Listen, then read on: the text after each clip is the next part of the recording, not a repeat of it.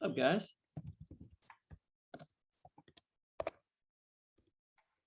Well, let everyone know I'm hopping on. Amazing.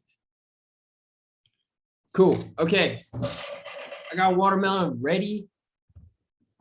Just in case. Oh, half a melon. It's the way to do it, guys. Just crack it. People slice it up, but bro, you just eat it like a bowl.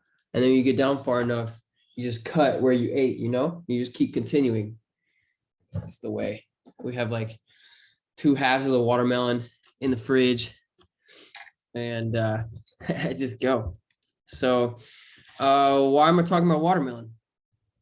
Because actually I was thinking, I want to show you guys something really quick. I just have to grab my passport. Give me just a second.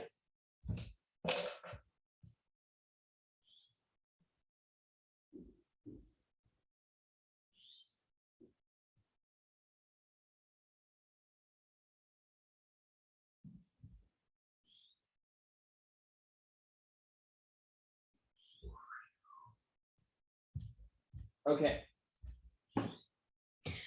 I'll get to put music on and all that here in a second. Get this so you guys can see my pretty face a lot easier. Okay. Why was I talking about watermelon? Why did I go grab my passport? So I have to just express heavily how much what we eat, our diet, everything we consume, it affects every aspect of our life. Okay, you guys are on the stream, you're in the group. So those of you that have gotten into my course or gotten coaching, you've done that because you want to make money from the internet. You want to make money from specifically the markets on the internet, Forex and crypto. And a big, huge, if not the biggest and largest, what's the word? One of the biggest things to focus on, to be able to consistently make money, is make sure you're taking care of yourself. When it comes down to it, like, I work to get into flow state as often as possible, and I trade in flow state, or I move crypto or research crypto while I'm in a flow state, because flow state is infinite. Flow state it's amazing. It's beautiful. So when we're in flow state, we're connected to higher consciousness or to God. We're connected to the source energy, right? And we have more life energy or life force just flowing through us. And it's interesting when you're in a flow state, just the random things that will come up. You'll get emails or you'll get calls, and it's like, whoa, everything's just working for me. This call, someone just told me about this coin, and I'm going to get in now, and oh wow, I'm in for 3 hours now, and it's up like 30%, right? Flow state, things just happen for us. And so to experience flow state more often, we just have to get into alignment, mind, body, spirit. And so for me, the first one obviously is mind. But honestly, I feel like they all kind of collectively, they assist each other. That if you can take care of, really, if you take care of your body, mind and spirit tend to be a lot easier to work with. If that makes sense. When my body's taken care of, my mind's clear, I can meditate so well, like extremely well. Okay. When my body's taken care of, my mind's clear, and I can trade and I can get into a flow state like super, super, super easily. Okay. But if we're eating crap all the time, like sugar is poison. Okay. Salt is poison. Okay. I know it's like, what, dude? Salt? Like, really? Like, what about Himalayan sea salt? Yes. Anything that dehydrates, that takes hydration from your body, that takes from you, you don't want that. You don't want that at all, because it's going to take hydration from your brain, from your organs, and you're not going to be functioning at your best. All right, I got my passport because I wanted to show you guys. I don't know if you can see this. That's a picture of me. It's my passport picture. Now, this is a couple years ago. And the reason I'm showing you this is because I actually don't have much, like, I look a lot bigger in my passport photo, but I'm only like 10 pounds difference. Like I weigh 10 pounds less than what I did. And what I wanted to show you, it's kind of hard to see, is how puffy I am. Okay. This was a diet heavily of life, full of eating out, full of tons of sugar, bro. I loved like Sour Patch watermelons. Oh my gosh. That was my thing, guys. I ate so many Sour Patch watermelons. What else? Tons of crap. Okay. I wasn't drinking soda at that time. I was getting better. No, I had some Dr. Pepper here and there. That's for sure. Actually, now that I think about it, Dr. Pepper here and there. And I was inflamed. Okay. It's not that I had a lot of weight. It was just my body was inflamed. And so by simply taking out this crap, this poison out of my diet and letting my body heal, it's interesting. The swelling in my body just kind of went down. Okay. So a lot of people that you see, if you're out about or yourself, even if like people feel like or look like they might be overweight, or a lot of times it's just inflammation. And inflammation is an immune response. It's actually a healthy thing, what your body does. The challenge is when your whole body's inflamed because you got all this crap that's flowing through your veins, you're not going to operate at your optimum. So whole tangent here, but I eat very, very fresh all the time. Honestly, mostly fruit. I am mostly fruitarian. I'm not, you guys know that I'm vegan.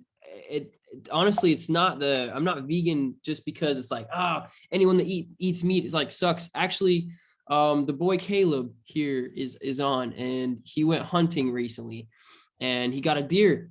And if he was in front of me when he killed that deer and like they either cooked it up or whatever right in front of me, I would have eaten it.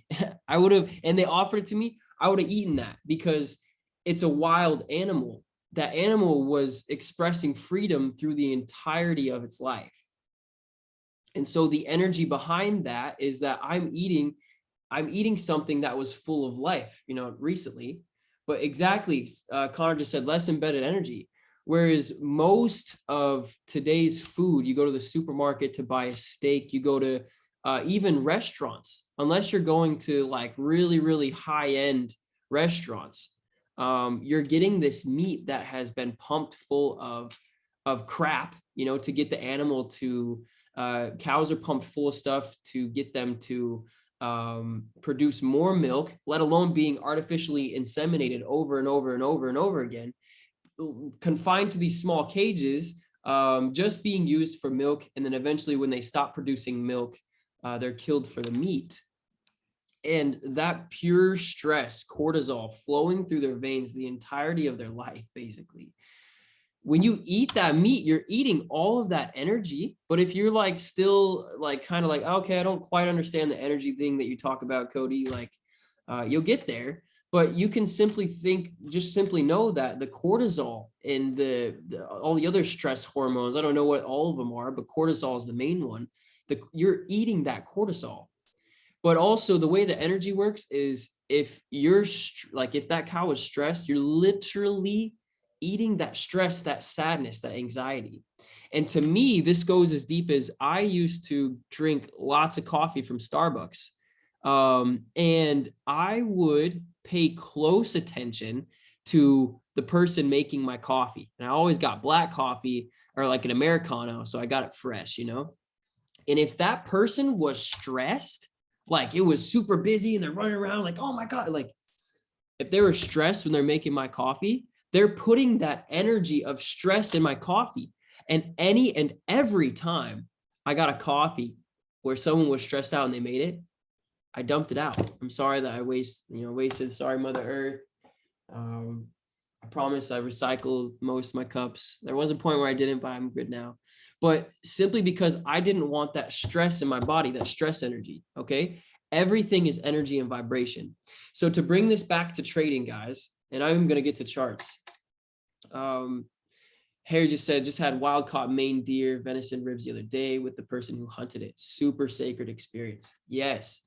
So even more so if you like you put intentions and you put your heart into it. Like a hunt to me is really cool because it's I don't know, it's sport. And obviously at this point, the where we live, like it's not as necessary, but I would say that done in that way, whether that people put intentions or they said a prayer over the deer or the meat, before or after it was eaten, doesn't matter as much as the source of it. And actually, I would say intentions are really important, like always setting their proper energetic intentions of, hey, this is what I'm expecting, what I choose to experience.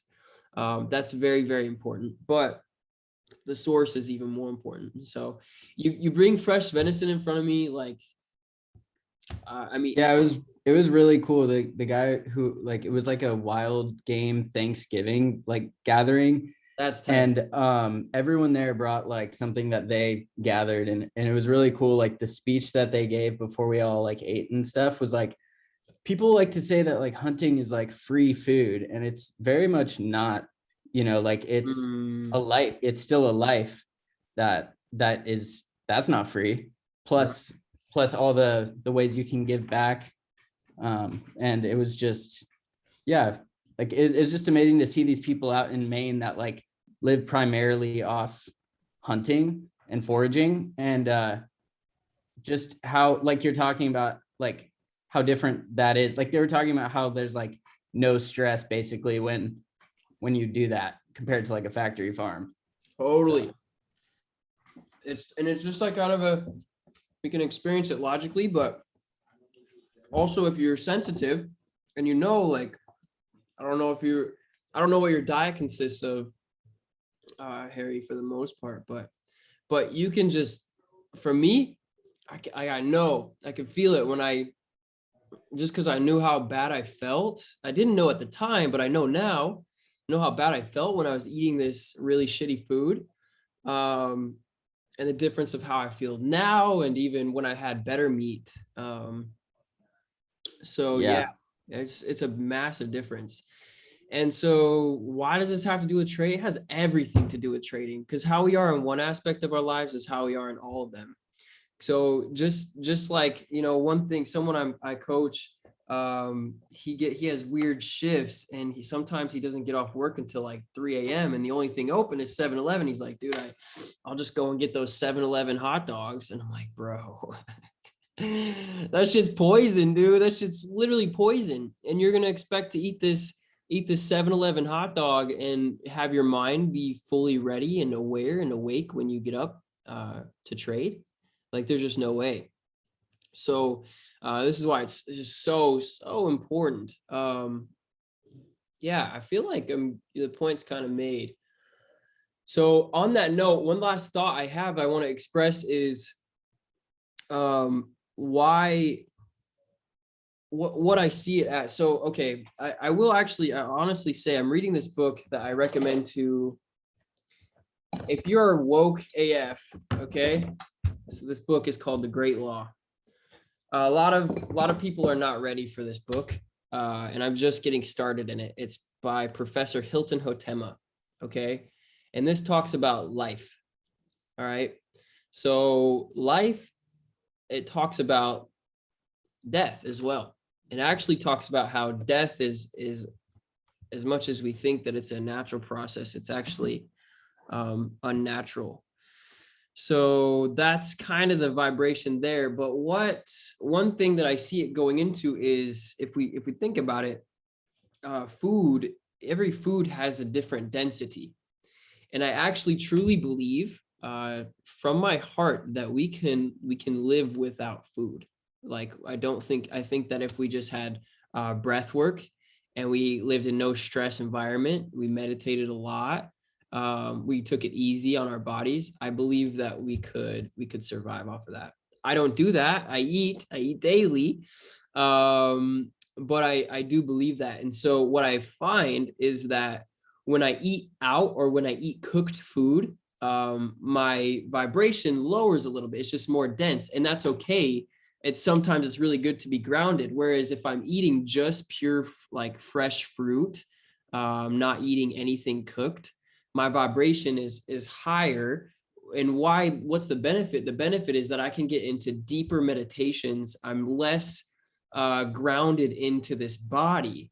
And so I can get into deeper meditations. I can travel through the astrals easier. Like I have more connection and flow state, but also it's like, if I'm eating that way, to be honest, sometimes I got to eat a little bit more. Like I need something cooked or something to sustain if I'm going to have a lot of activity, if I'm going to do a lot of physical things, because we do use calories, and so especially when I drink coffee, I'll eat something like thicker, because coffee makes our body burn calories faster, which is why we get this energy, or the caffeine does anyway. And so anyways, what I'm getting at is it's all perception. So that's why if you look in India, a lot of the yogis, they will go weeks and weeks and weeks and weeks and weeks without getting anything, water or anything, without intaking anything.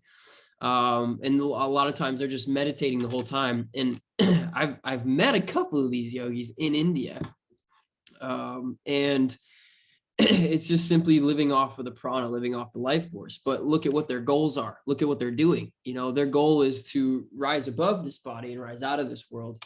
And a lot of us, like me, like I'm still playing around in this world, bro. This is a whole playground. I like going to cenotes. I like doing these things. I'm not fully ready to completely disconnect from this earth. So it's just the more dense stuff that you eat, the more grounded you are and the more connected you are to your body, and the more in this earthly dimension that that you are.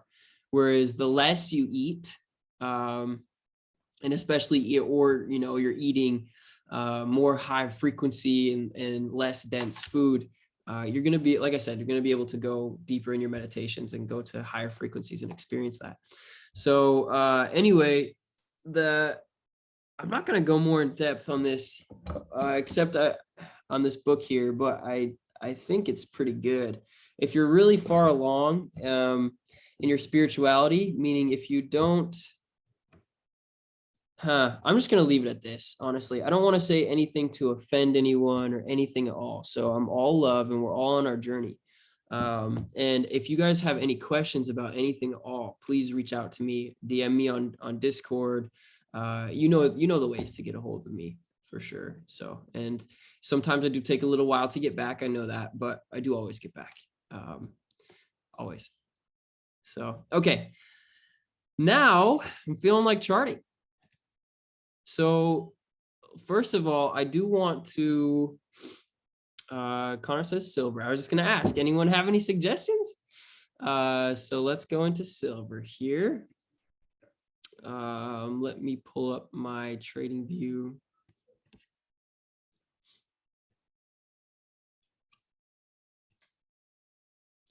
Okay. Let's go to XAG here. Shout out to Connor. Got a really good short in today, he said. I don't know if he's still in and riding it or what. But he's up, definitely. And he's in still, dude. So you've been riding this then for a bit. Earlier when he texted me, we were talking like an hour or two ago, he was up $600 on this trade. So I'm sure you're up even more now.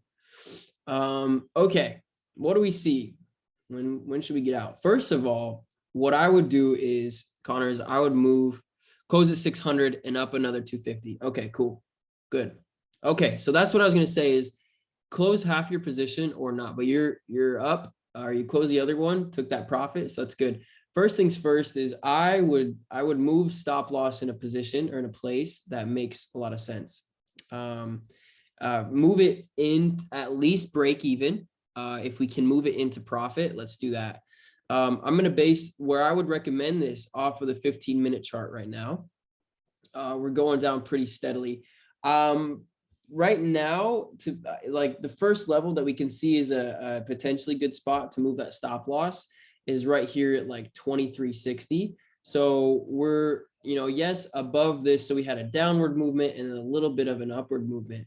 Above that, but mainly above the candle that's showing was most resistance. Okay. So all this upward movement, we had this resistance at the top of this candle body here.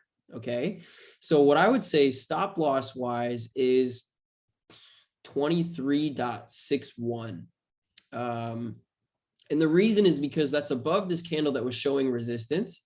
But it's also, or not but and it's also above this moving average here on the Bollinger Bands on the 15-minute.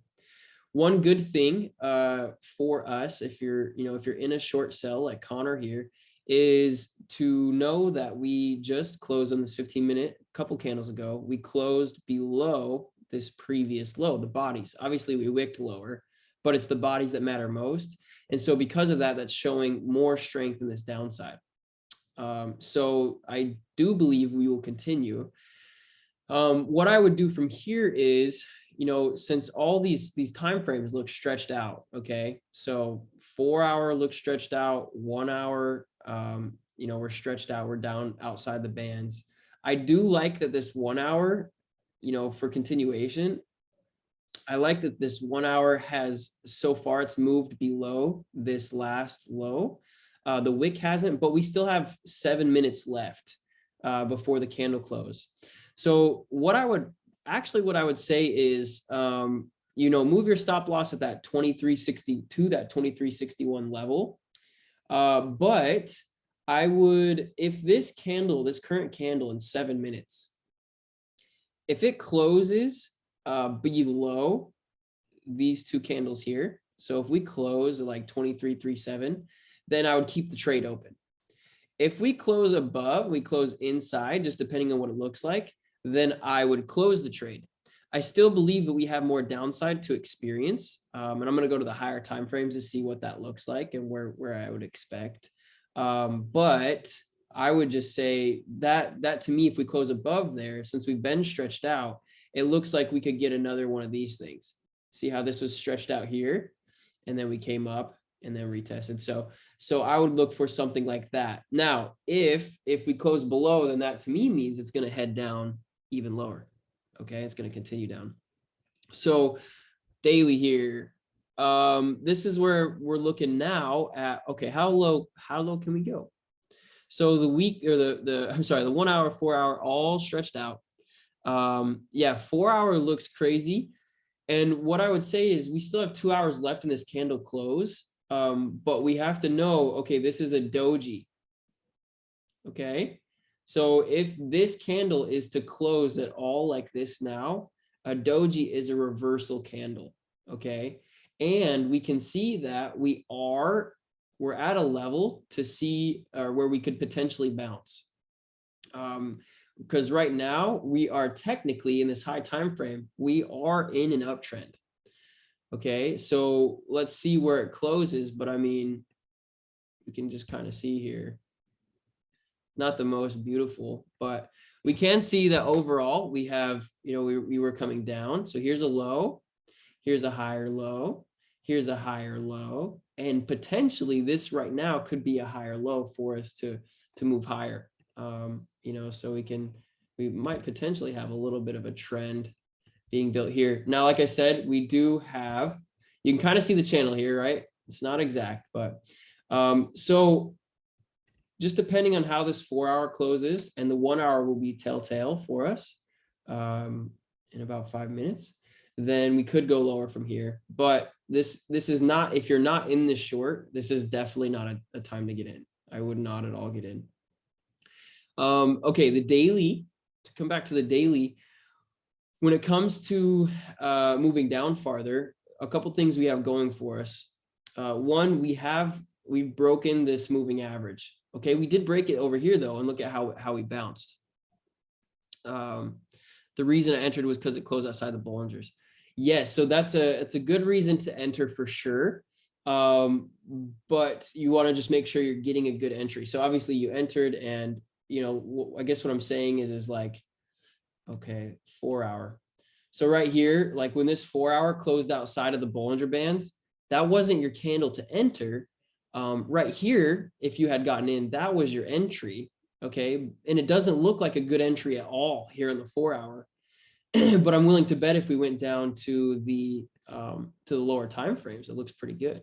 So if we go here, like, look at this on this 15-minute, see, we came up and we kind of tested and the Bollinger Band squeezed. And then as soon as we had this deep candle here that closed below both the 20 period moving average, and I've been messing around just honestly, just for this like week, guys, I have a 50 period moving average. I don't do moving averages much, just being price action, but I'm finding in crypto, it's a good place for things to bounce. So anyways, it's probably not a permanent thing. I just had it for a week. Anyways, the fact that we closed below both of these moving average points says, yeah, like this is right here is your entry. Okay.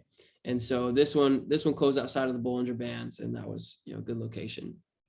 So, so yes, entering when it closes outside, right when it closes outside, not so good, but waiting, finding that entry. So this is a sign that says, yeah, okay, we have some continuation potentially.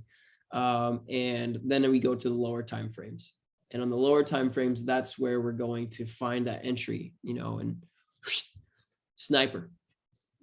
So yeah, anyways, other than that, I will say 4 hour is not a place I would, right? Like, just because of the 4 hour, I definitely wouldn't want to enter here at all. Okay, so where could we go to? And how low? So first level that I would, if we're going to get into a short, like, let's say we're looking at this and we're like, okay, I see it's trending down. Maybe it's going to go lower. Where could I short? First level for me to wait for is to see what happens at the bottom of this wick here. So we're in the support level right now. Okay. And so we have 6 hours left in this daily. And as we can see over here, when this wick, it came down this far, obviously the daily didn't close there, but there was a portion of this daily candle where it was down like this one, and where we could have looked at that. And if we're looking at the candle that's still currently printing, we could have been like, whoa, this is going to head down really low, right? But obviously it ended up bouncing. So we're at that level now. And so until we break this low, which would create a new trend, right? Breaking this low, by the way, dude, you just closed the trade. Connor, can you please share what your account value was at the beginning of the day or before? If you're down, you don't have to, but it's just a CoinEx Forex account. You put a little bit of money in. How much was your account at the beginning versus after your 2 silver trades now? Or better yet, you don't have to share that if you don't want, but I will say that 250 plus 600, bro, that's $850 in a day. Just made $900, just like that. Yeah, and it did go down a little bit farther. So right there, bro, $900, and it bummed this morning. Yeah, Connor reached out to me. He was just like, "Hey man, got like a lot of stuff going on. I really just want to dial in trading. Like, it just asked me if there's any, like, just saying, hey, just want to see if there's like, I don't know, just say, hey, here's where I'm at. Like, can we get some coaching, whatever. So we have our coaching session, I think tomorrow, Thursday. But I figured I would just jump on the live for a second. Okay, yeah. Yeah, no, I was down quite a bit, and then there you go, just $900 and a couple of trades on the silver just right then. Just like first one, they were both. The first one was half. It was 0.5, and I saw a lot of drastic movement on that one. Then I doubled down with a 1 lot size. Oh, there you go. Yeah. And how much do you pay? How much is 1 month of rent at your apartment in Mexico City? Well, I just got here, so this room, I'm renting a room and apartment, and it's $500 or like $600, and it's like super nice. I even have land internet right here, which is great. Dang, bro. So you got 1.5 months rent paid right there. Yeah. Look at that. And when did you open the first trade? This morning. Okay, so whatever. It's still it's 11 a.m. here. Oh, it's $1,000. It's 602 and then 395. So it's $1,000. There we go. Okay, so simple. Simple. But I will say too, I think that it's also the mindset because I will say that with where Connor's at, guys, it was like okay, I got to make this work. I'm going to make this happen no matter what. And here we go. He saw it. He capitalized. So anyway, what I want to say is like, it's just staying consistent and taking care of yourself and only trading when you're in that focused mind state. Okay. If you're, that's the thing is, Yeah, I've been up since were you 5:30 earlier focused. today? Sorry, go ahead. Yeah, I've been focused, dialed in since like 5 o'clock. So cool, man. That's so cool. But I made some shitty trades before that good one, but That's okay. yeah. Did you just see it like ranging in that channel there, like that kind of upward channel, and just kind of catch it at that upper resistance level? Or I kind of saw what you were talking about earlier, Cody. Yeah, I looked at the 1 hour and saw some closes outside of it, and then what time did I make the trade at? Did you like wait for that like retracement there, or Well, just? to be honest, actually, like that retracement actually took me out because I had 2 positions, so that's when I kind of got bummed, and I was like, oh my god, because I actually didn't even have enough in my account to cover where my stop loss was actually at. It was higher than this retracement here. And luckily, like the one that was a 1 lot size, it died out, and then the half one survived that retracement and then went all the way down and ended up getting $600 on that one, and then doubling down. Nice. Yeah, I was kind of just winging it, but I worked it out. I love that. Wait, so you're just to clarify, the retracement, you're looking at 15-minute? Yeah, I think that's the one we're looking at there. Okay, cool. Right now I'm in the 1 hour. Cool. Okay. So one thing I would say is, just to clarify to everyone, if you didn't have enough for this retrace, then that's definitely over leveraging. But here's the thing is, for me, when I'm trading, I have like a little bit in my actual trading account, and I will, when I hit a certain level, so let's say for instance, my initial deposit is, it could be $1,000 or it could be, 5,000, whatever it is. Let's say I put in $5,000.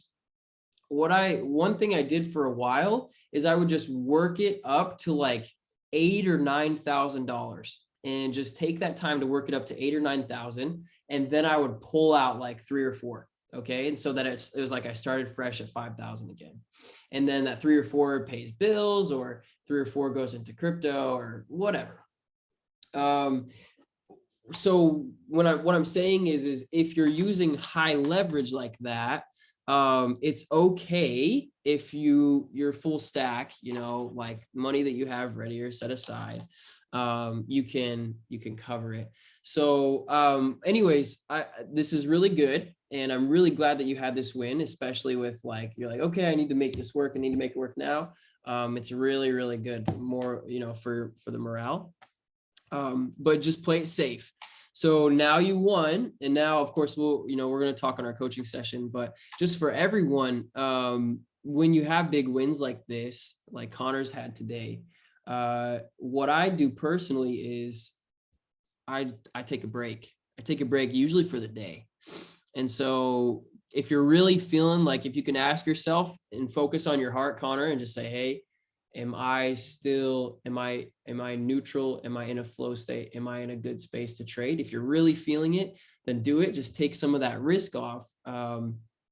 Because I have had so many times where I got really excited. I got some big wins. And so I'm like, well, okay, I made a lot of money with this 1 lot. Let me throw on another 3 lots and I lose it all or lose more than what I had made.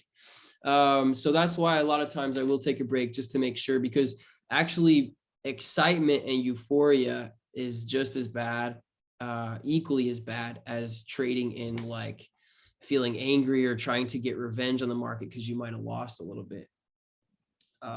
So Anyway, but it's all good. Like that's the thing is it's what's cool about trading is when you really get into it, it's okay to sometimes to trade with higher leverage. It's okay to trade with higher leverage if you know what you're doing, and you're really calculating your risks. Okay. And just making sure like, okay, like I can't lose this. If it's like, yo, I know this, like this one is really good. This silver chart on the 15-minute 1 hour, this is really, really good price action where we can see very clearly it's going down. There's multiple levels where we could have seen and entered. And so I love that. And I love your focus, Connor. But I would say, let's take a little bit of the risk off, even if it means that you only made a third of what you made today for the same type of trade. That's okay because we're talking about longevity here. All right. I want to just show you guys something, because it's unfortunately the cards are against us, with this society that we live in, with Instagram and Facebook and Twitter. They literally they pay millions, probably actually billions of dollars, for research, for their coders, for everything to create algorithms that keep us on the platform. Their goal is to see how long can we keep someone on this platform. Okay. And so a lot of that comes from, and a lot of what happens is we get this instant gratification thing, right? Everyone probably has known or heard by now that notifications on any social media platform is you get a dopamine hit. It's like, oh wow, people love me, like people want to see me. And so that's why Facebook, no matter what, every time you log in, you're going to have, if you've been logged out for like a day, you're going to have new notifications. And a lot of times it's like, hey, your friend here posted in this group over here, right? It's like shit that you don't care about at all, but it's the notification, because part of their algorithm is we got to keep these, keep people addicted. And so what's unfortunate is that bleeds over into our money as well, because remember, how we are in one aspect of our life is how we are in all of them. And so if we're looking for this like constant dopamine hit, right, or we're looking for that instant gratification, we're going to look for that in our money too. So it's easy to be like, okay, I need to make $10,000 this like ASAP, like by tomorrow. I got $1,000 trading account. How can I 10x it? All right. And the name of the game is not to make money fast. Okay. Financial freedom, the first level of financial freedom is being able to just do what you want when you want. Okay. And yeah, higher levels of financial freedom are buying houses, however many you want, wherever in the world you want, and private jets and cars and all that, if you so choose. Right. But for real financial freedom is just being able to if you want to travel, you can travel. And my boy on here, Harrison Hodson on the chat, guys, he was talking a bit earlier about that Thanksgiving, and him and his lovely girlfriend, they built a van, or they built a box truck. They turned into a what would you call it? Tiny home on wheels. Yeah, exactly. Home on wheels. Live the box truck life for a little while. And that to me is freedom. That's financial freedom. Not only did he have his home already created on wheels, but he also had some money and some things to do where all he was doing was they were just traveling and enjoying nature and enjoying stuff, filming. They created a lot of content. And now I know they're in the process of building another one, right? They sold the last one. And anyways, that's freedom. Okay. So yeah, you may want to be rich right now, right? Whatever. I want to be able to live that life, but really keeping yourself in the game for as long as possible. That's the real secret. Okay. All right. So I just want to show you something. This is a Forex compounding calculator. So let's say your starting balance is $1,000, and there are 23 Forex trading days every month. Let me make sure that I did that right. 2, 4,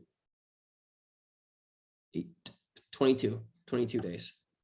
Sometimes 23. So I think 23 days this November, but okay. 22. So what I'm saying is let's say you looked for an average increase percent per month of 1% every single trading day. And in context, if Connor here is saying he didn't have enough in that specific trading account to cover that retest, that means that, I mean, what percentage, like, obviously we know, Connor, that's not like your full, like everything, like it's just one trading account, but what percentage is your account up today? Just that account. I mean, basically like 200%. Holy shit. All right. Okay. So 200% in 4 to 5 hours. So I want you guys to realize that just to see what's possible. Obviously that's a little bit more risky, and that's not the way that we can, guarantee ourselves longevity, but clearly it is very, very possible. Okay. So for me to say 1% per day, per trading day, is a huge low ball. All right. You guys get it? Okay. So 22%, and let's just say for 12 months, you get 1% a day. You get on, you get a quick win, and you get 1% a day. After 12 months, it's not a lot, but it's worth $10,872, because 1% a day, right? You're compounding. So first day, you're making 1% on 1,000, which comes to like 1,010. So then the next day you're making 1,000 or 1% on 1,010, right? Hopefully you guys get how compounding works. Okay. 12 months, nothing crazy. 10 grand. That's not crazy at all, right? And that can't do much with that. Can't live off of that. But let's say after 2 years, 24 months, same $1,000 account. Same $1,000 account after 2 years, compounding 1% a day, is now worth $118,205. So the first year you only made 10 or 9 grand because you put 1,000 in. Second year, you made 108,000, right? Because you had 10 grand from the year before. That's the power of compounding your gains and looking to be in it for the long run. Okay. So now obviously, like, there's different things we can do, and we can go for 1% a day to the tune of one split a day, bro. That's great. I think I might make that. If Saber blows up, if Saber goes to $30, Saber goes to $30, I will find Billy Boyo, the kid that sings that song, one spliff a day, keep the eat, that a lot of rappers have taken and like put into other songs. I will find him and I will hire him to change it to 1% a day, keep the bill collectors away. I swear I'll do it. I will do it. My word. I'll try to find him. Anyway, coming back to it. So now, even though you had only made $9,000 the first year, by compounding, by calculating your risk, by being calculated, just going for that 1% a day, you would averaged about maybe $55,000 a year over the 2 years. Now, of course, you want to just for fun, do you guys want to see what it looks like after 3 years, 36 months? Your ending amount after 3 years of just getting 1% a day is 1.2 million. Okay. So the real challenge, the hardest part of that is like, yes, if we're a robot, I know, okay. I know for a fact. And for those of you guys that have been around long enough, where you saw my like earlier live streams where I really didn't have as much going on. So I was just trading. I was able to, like, basically every single live stream, I would look for scalps. And I was live streaming 2 times a week in the beginning. I moved up to 3, but I would find trade scalps that were easily like 2 to 3%. I actually, like, a good goal is about a 3% increase, 2 to 3% increase each day. But I'm lowballing it. I just want you guys to just like be patient. Like, yeah, it sucks. Like, it's like, dang, dude, like I want 1.2 million tomorrow. But bro, think about the last like 3 years. Most of us are doing the same thing we were doing 3 years ago. Okay. And so what's the difference if you're just doing the same thing like 3 years from now? Like, time flies. It's just our idea of like, impatience. So anyways, the challenge, the big thing with this, and to consistently, and I know I said I was going to go into charts, and I will probably, I'm going to go through like a bunch of Forex charts here in a moment. But I gotta emphasize, guys, like, it's mindset. The only thing that's holding you back, or holding anyone back from seeing this, is mindset. Because I mean, I'm willing to bet that most people on here maybe have not yet made $1 million, right? And so that idea, and there's some people on here who maybe haven't even made $100,000 in a year yet. And that's okay. Like, money is nothing. Okay. So money does not determine your value, by the way. You are valuable inherently, whether you have $0 or you have $100 billion, you are actually always valuable. You are a divine spark. You are, if God or the universe is the ocean of divinity, you're at least 1 to 30 drops, right? So you are divine. And the crazy thing is, no matter what you do, that value just is. No matter what you think, the value is always there. Okay. So anyways, it's the idea. Okay. So if you've never made $100,000 before, it can be difficult to think like, oh man, 100,000, like, what is that even like? I've never even experienced that before.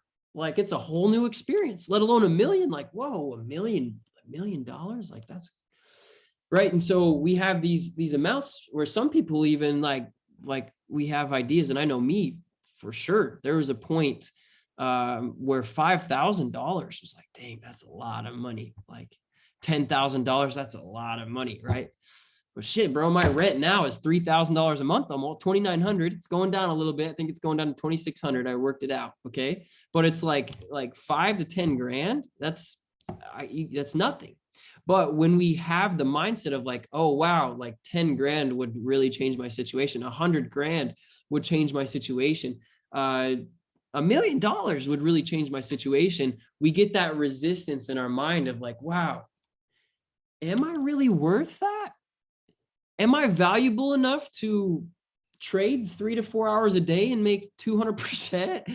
Or am I valuable enough to make $100,000 over the next year to 2 years off of trading? Am I worth that?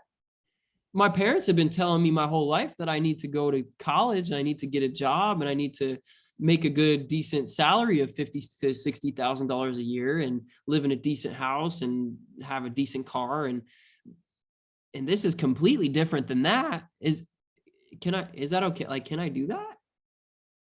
Is it okay? See how it's all mindset, guys? Like, literally, like 70, I change it. Sometimes I say 80%, sometimes I say 70%, but at least 70% of successful trading is mindset. Once you know the patterns, it's 100% working on bettering your mindset, which starts, like I said in the beginning of this live stream, starts with your diet. You take care of your body, it will take care of you. You take care of your body, you're going to be able to go deeper spiritually. Your mind's going to function on a higher level. And when you can function your mind at a higher level, you're be able to go deeper spiritually, you can address those beliefs in a conscious way and shift them to actually, well, let me think, like, $100,000 is not a lot of money in this world, especially now that inflation is up 25%. Can you believe that? Out of every $100 that you have, if you out of every 100 US dollars, you lost 25 of it in value over the last year. Can you believe that? They don't give a shit about us or our money. They don't care. They don't care at all. So that was a whole other thing. I'm really passionate about that. As we can see though, so if you had $100,000, you lost $25,000 in value in purchasing power. And so $100,000 is not a lot of money. It's not going to buy you a house. Okay, in Mexico, $100,000 would get you a house. You'll get one built. The property is a little harder. You could definitely get a house for that here.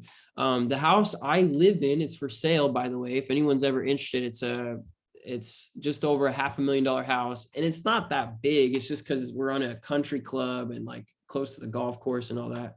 But $100,000 could not buy me the house that I live in. I need more than $500,000 to buy the house I live in. Like, so having that knowledge, but more importantly, not only just knowing it consciously, but really absorbing that through all my being of what's a lot of money and what's not a lot of money. That's where I will continue to see the success as a trader.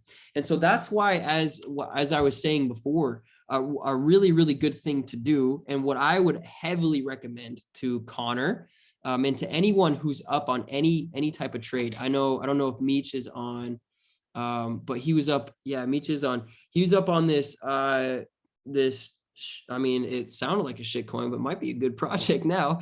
Bizoge or something. He put in $200 like 6 months ago, and as of yesterday, I think it's down a little bit, but it was worth like 4,600 or something. I don't know. And so, where was I going? Hold on. Let's bring it all back. Bring it all back. Oh yeah, take that money out. So you get to, if you're going to really step into this as a full-time income, okay, you have to start to train yourself to rely on it as a full-time income. Just like any of you that have ever had a job, which I imagine everyone on here at one point or another has had a job in their life, has had to put in time for money. You relied on your job, you relied on that company to have your paycheck there on that Friday, on your payday, whether it was every Friday or every 2 weeks or once a month, who knows, or the salary, right? You relied on it, you expected it, you didn't think about it. It just, I put the work in, I show up, and my paycheck shows up. That's it, right? So you have to do the same with trading. And to do that, when you make money, pull some out and use it. Pay bills, go out to dinner, whatever, right? Like the biggest one I started with is I started calculating all my individual bills, and I started to say, okay, I have $1,000 trading account. What's the first thing that I want to cover? My cell phone bill. My cell phone bill is like, it's stupid. It's like $250, but whatever. Beyond the point. My cell phone bill is the first thing that I wanted to cover. And so what I did is I worked my account up from $1,000 to $1,500, and then I took out the $250 to pay my cell phone bill. Okay. And what that did for me was like, whoa, this is real. It's like a small thing seemingly in your subconscious, but it makes it real. It's like, wow, normally I had to work. I mean, for $250, I mean, I don't know what the average income is, honestly, like, but I remember, I think the last hourly wage job that I ever had, because I worked on, I worked commission jobs, so it's been a long time, but I was making $15 an hour at my last hourly wage job. So I would have to normally work 16 hours to pay my cell phone bill, 16 hours. And so now what I was able to show myself is this is a whole new thing. Like, wow, I can actually just put a little bit of time. And I know to get from 1,000 to 1,500, it took me maybe 3 hours of charting, right? That's it. And the cool thing is it compounds. So anyways, this is why, especially when it comes to increasing our consciousness of what's a lot of money and what's not a lot of money, it's really important to, as we're trading and as we make money, to take a little bit out and do stuff with it. Okay. So if you can think, you guys can all know, you just have to take the time and really ask yourself, okay, how do I feel about $10,000? What if $10,000 just showed up? Will that change the way I live? If that answer is yes, then 10,000, then you have obviously some mental resistance for the $10,000. See, if I got 10 grand, I'd be like, I mean, honestly, I'd probably be gone in the next like 2 weeks, because I just got a lot going out, like $10,000 would not change anything about what I do. Okay. And so that amount it's nothing. So I wasn't that way though. I got to remind you, like, it's just, I worked my way up. Okay. So if $10,000, if you answer yes, that would change the way I live. It would really like, whoa, $10,000 would be great. If you feel that way about it, then if you're starting at, let's say $1,000 trading account, what I highly recommend is work that account, trade it until you get up to like double it, maybe get it to 2,000 or 2,500, and then pull out like $750. Okay. And so taking some out, what you're doing is, okay, now my account's lower again, and now I got to work it back up. And you're increasing your consciousness to what's a lot and what's not a lot. And then that 750, if you want to use it, use it. What I would do is I would put it into a separate trading account so that I never saw it. With CoinX, you can open 1 million trading accounts. So I would just transfer to another trading account. So I was just building that up and I never saw it. So I would work my account up, send money there. And then eventually I look at the account. It's like, whoa, I pulled out 10 grand, dude. What the freak? And that changed my perception on what's a lot and what's not a lot. Right. So anyways, lots of tangents, guys. Any questions on that, of course, just let me know. But really good point, man. Lost a lot of money trying to 200% my account all the time. Yeah. 3% is amazing. Really quick. Let's just, before I go into charts, let's see what 3% would do for us in just 12 months. So if you did 3% a day on $1,000 account, so that comes to 66% per month. And granted, it's not going to be like 3%, 3%, 3%. It's going to be like, okay, I'm up.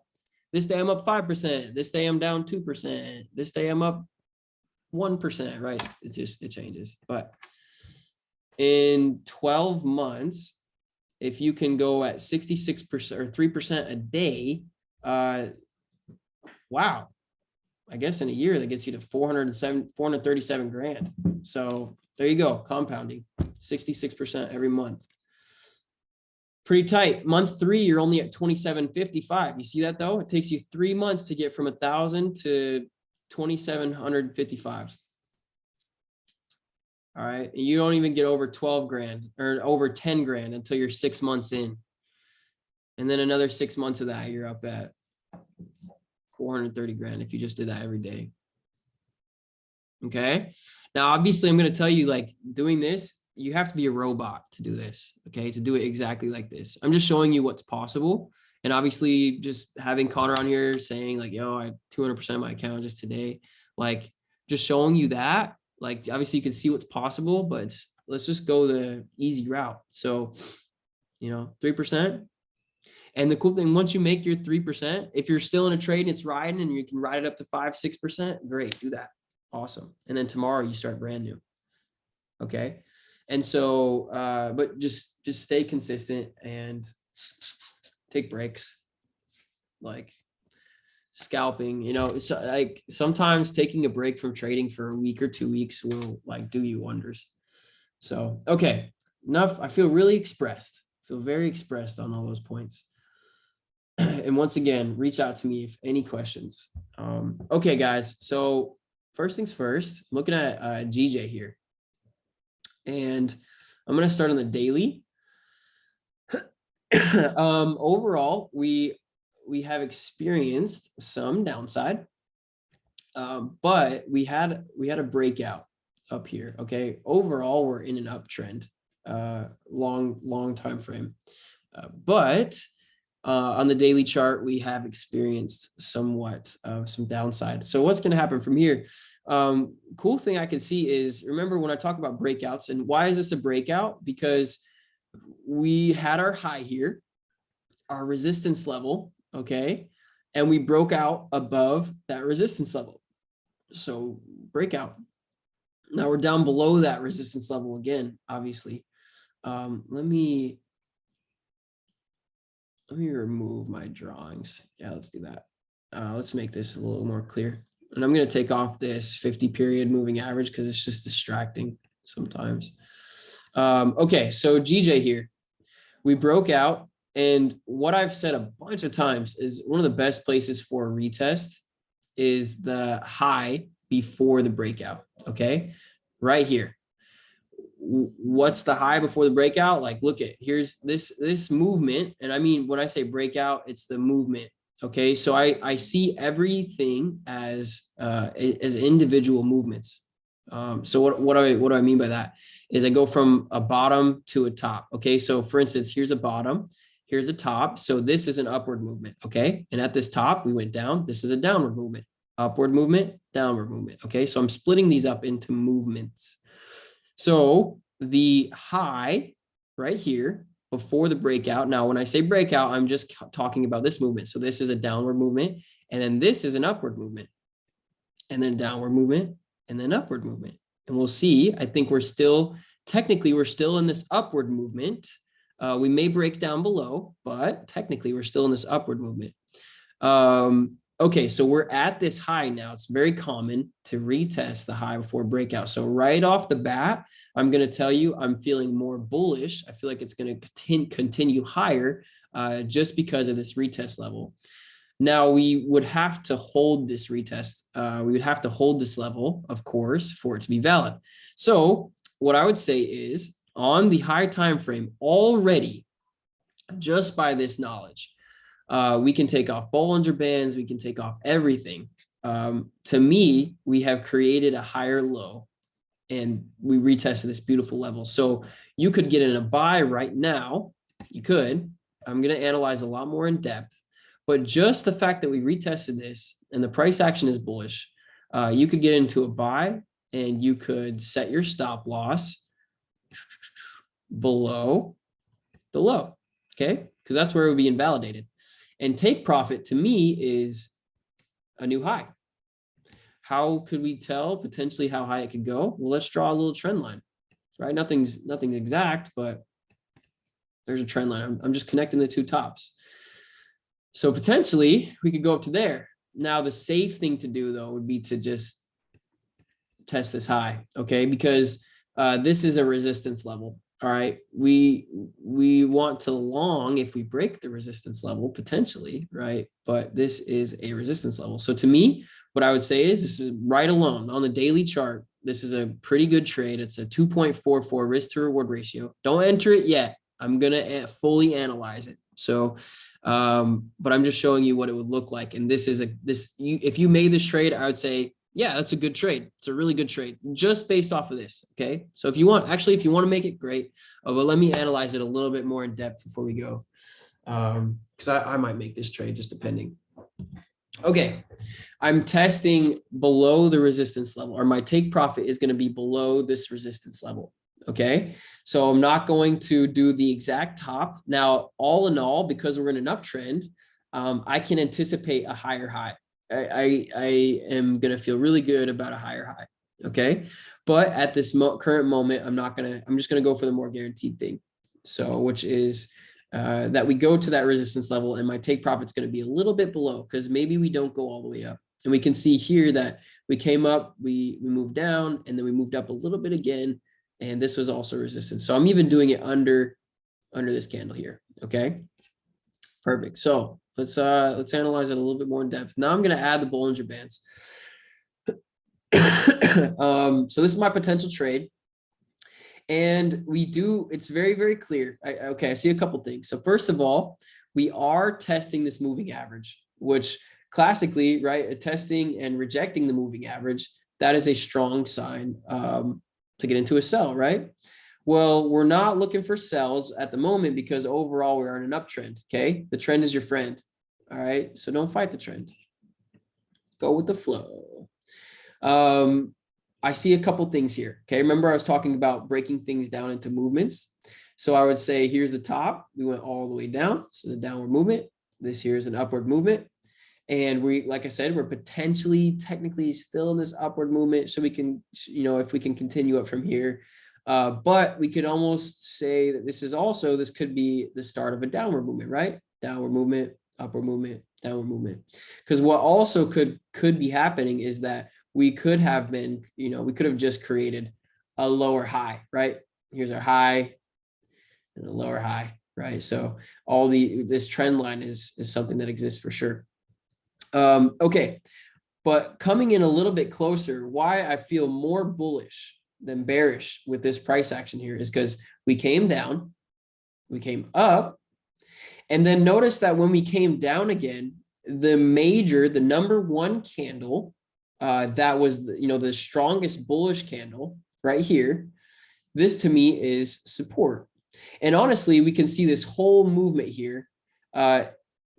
as long as we stay above this, as long as the price is above this whole movement, then bulls are in control, right?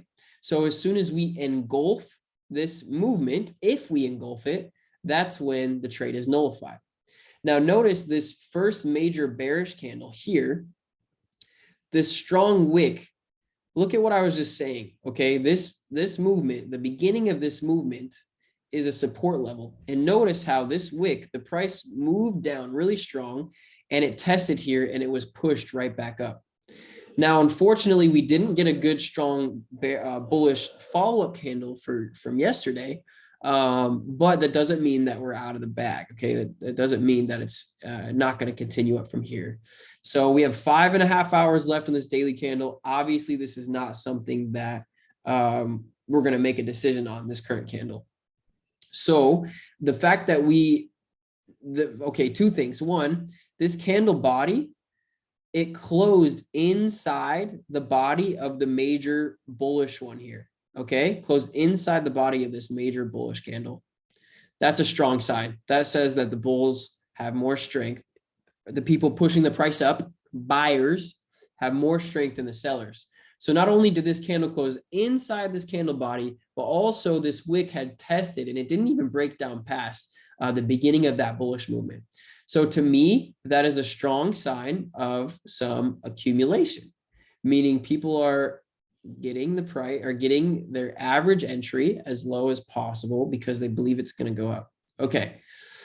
Let's check the lower time frames because we're still like, technically because of this yellow line I drew, we're still not above that. So I will say that the smart thing to do would be to wait until we break above that trend before getting into a buy. Okay, so I just moved down to the 4-hour chart here.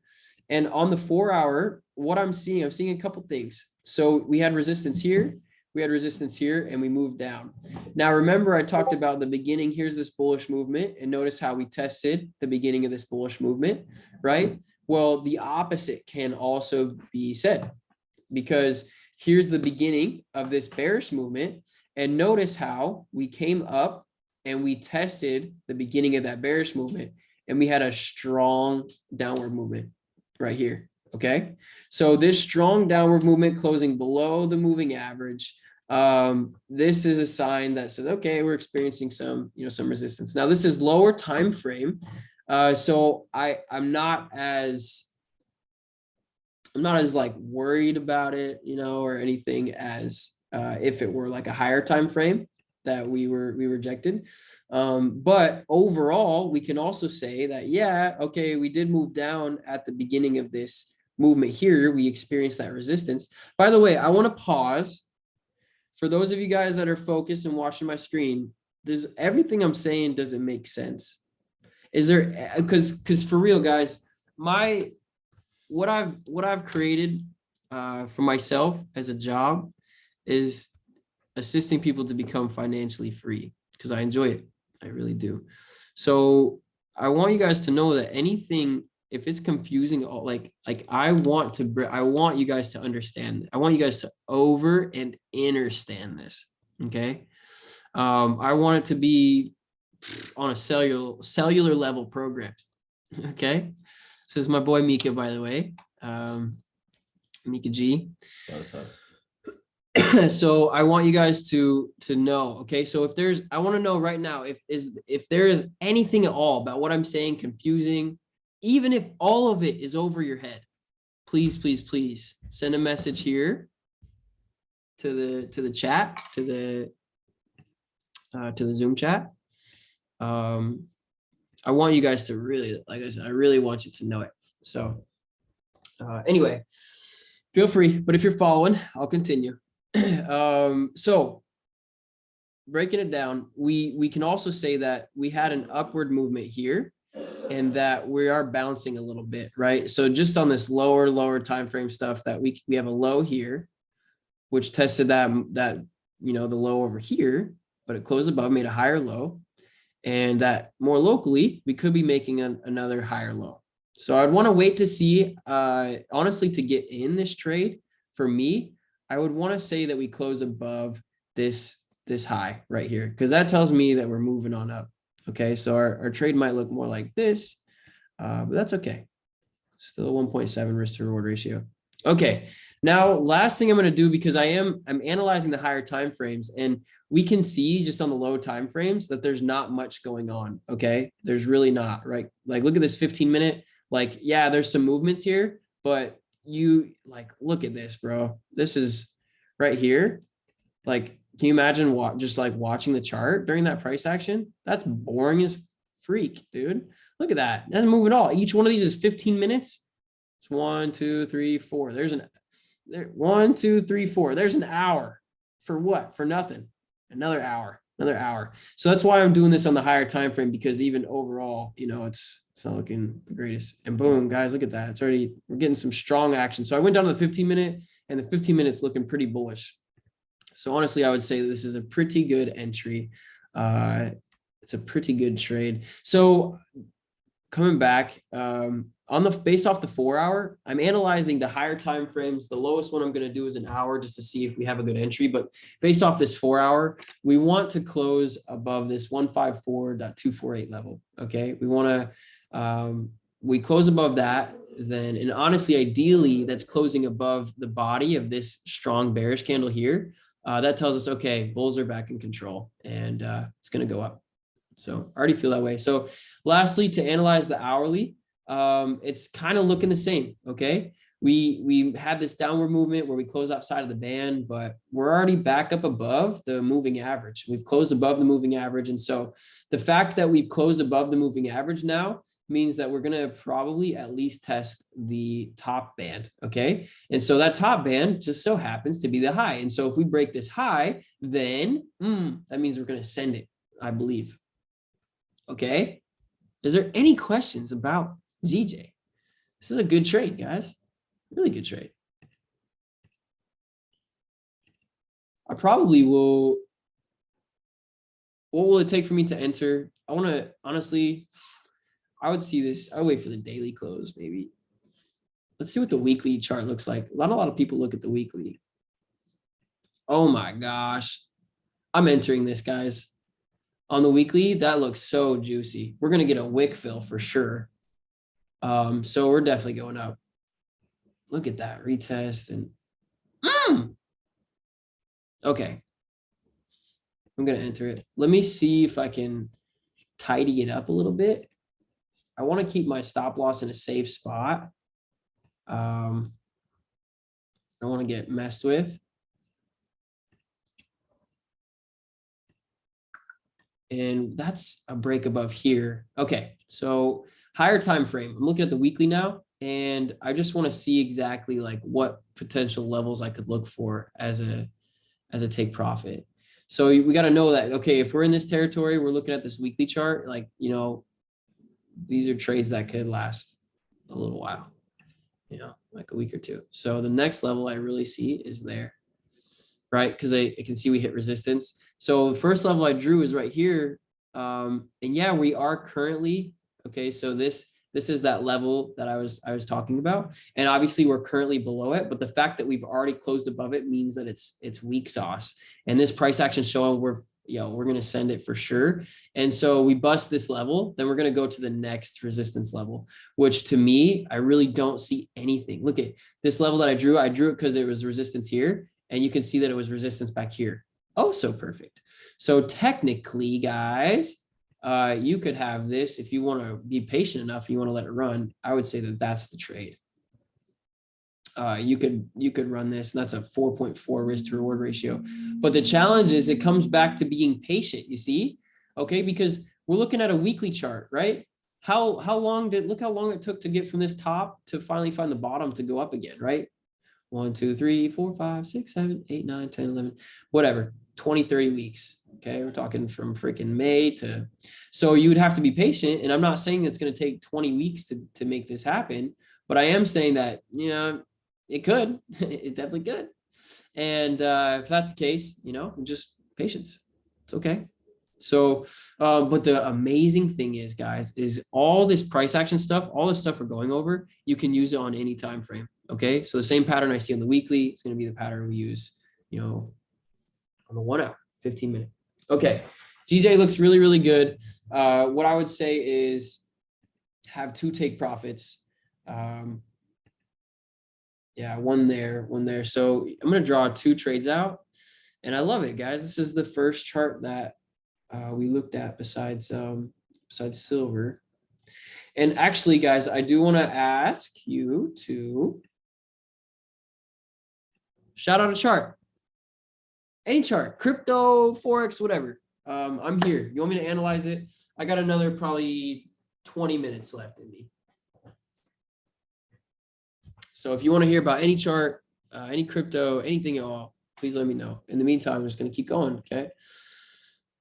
Okay, so what I would say is we make 2 trades here, or make 1 trade, which have 2 take profits, I mean. And so TP1 about 157. TP2 is gonna be way up here at 162. So looking good. Let me switch these over really quick. Actually, we'll just overlap them like that.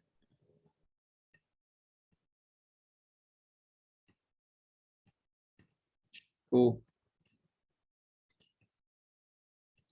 And let's bring this one down just a little bit more. All right.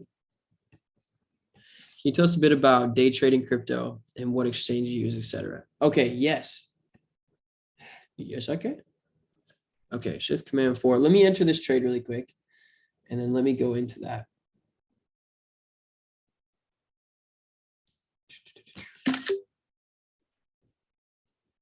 Discord.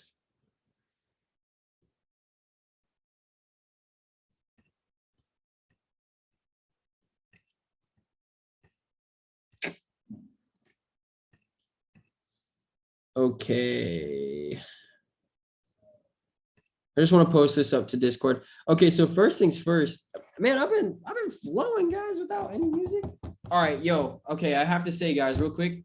I got the flu like a couple days ago. I'm pretty sure I had COVID earlier this year or something.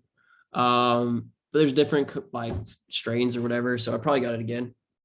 Last time I got it, well, it was a few months ago. It was bad, but I'm all au natural. I'm like, I ain't taking any drugs. Like I didn't take Advil. Like I didn't do any of that. I'm an idiot because I could have felt way better. Okay, last night, straight up, guys, I thought I was dying. Like I got my girlfriend got it first, and then our roommate got it, and then I was like, no, I'm gonna do fine. And as soon as my girlfriend started feeling better, I kissed her, and I should have waited. It didn't. I shouldn't have kissed her. That's what happened. Okay, I bought some ivermectin. I don't know if you guys have heard of that.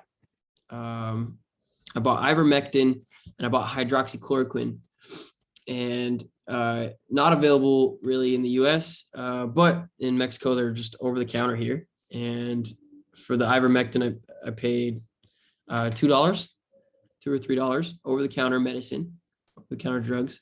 And last night, oh my gosh, I thought I was gonna die. I was bad. And today I feel completely fine. I've popped ivermectin and hydroxychloroquine. I've been taking zinc, and I also took some Advil, and I feel amazing. Okay. I'm au natural. So as soon as I'm 100% all the time, I'm not going to take anything else, but I just want to let you guys know, like, if you get the flu, ivermectin, hydroxychloroquine kills it. If you need any, let me know. I can ship it to you. Okay. It was cheap where I got it. And then the next place I went to, it was like $15, which is fine. So, and then the other one, hydroxychloroquine, I got for like $40. So that was at most, but that's the thing, is like over the counter, it's totally worth it. Like I feel great, I feel amazing. So, okay, tangent over. I'm posting this trade to the Discord. And in the meantime, I'm going to talk a little bit about like day trading crypto. Okay. So first things first is don't day trade crypto until you have a good little flow in your Forex trading, meaning you know what you're going to do, you know how you feel, you know what's going to happen. And yeah, like your trading plan. You've shown yourself that you can be successful consistently.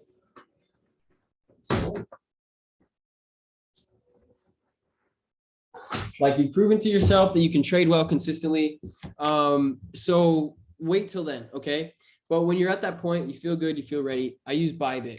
All right. I think that probably FTX is the best, but FTX, you have to verify your identity. And as a US citizen, there's FTX and then there's FTX US, which is very, very, very limited. So unfortunately, can't use it. So Bybit does not require identity verification. Bybit's tight. I'll just show you guys Bybit here. I'll post my referral link, but I like it because they do up to 100x leverage. Have I gotten any referrals? Unopened cards. Oh, nice. Open all. Click to open. Look at this. So nice, guys. I got 10, 20, I got $30 in trading funds. So whatever. Cool. Whatever. I don't have anything in here. Let's see. Buy crypto. Bybit. Okay, there we go. Okay. So here, this is an account. I actually pulled most of my money out. I'm not trading crypto right now. I'm going to focus on Forex for a little bit. Okay. But I like Bybit because they are, let me see, USDT. Okay, cool. So, oh, nice. I have a trade open still, an ADA short, which is interesting because I took most of my money out and I totally forgot. And I'm actually going to pull this trade right now because I don't think this is good. I don't want to stay in a short. So, cool. Okay. So I like their interface. It's really nice. Oh my gosh, look at that avalanche trade, dude. I was like, yeah, let's plan for 90. I said, I know it's going to go to 108 and I went to 146. So I love that. I hope you guys got in that, but I love Bybit because the interface, it works really good. It flows really good. You can set isolated positions. What that means is, let's say I open up a trade and I'm using leverage. And the thing with leverage trading is that your whole account is used. So what an isolated trade means is I can say, okay, let's say my account is $1,000. I only want to put $200 into this trade. So I put $200 in. I can isolate it because where normally leverage trades, what it will do is say, okay, your account's 1,000 and yeah, you're putting 200 into this trade. But since you're using leverage, if it goes down really far, they can, if it goes down to where you have on that one trade, if you have almost, $1,000 loss or really close to it, they'll liquidate you. They'll take all your money. But when you do an isolated trade, if your liquidation level gets hit, they're only going to take that, if you put $200 into it, you isolate it, they only take the 200. Does that make sense? So that's what's really cool about it. Yeah, Bybit's, it works really well. I never have problems. It loads really fast. You can trade on the 1 minute. Shoot, I think you can even trade. Okay, they don't have seconds. They only have minutes. So, yeah, it's the same for me as, as Forex, except it's a lot more volatile, a lot more volatile. It moves a lot faster, and stronger. So, I right now, just since crypto is going down, I'm kind of I'm in this limbo where I don't want to short crypto. I don't want to sell it. It looks like to me, we're going to retest like 52,000 on Bitcoin. So I think everything else will go down as well. Not everything, but a lot of things. But anyways, I don't want to short.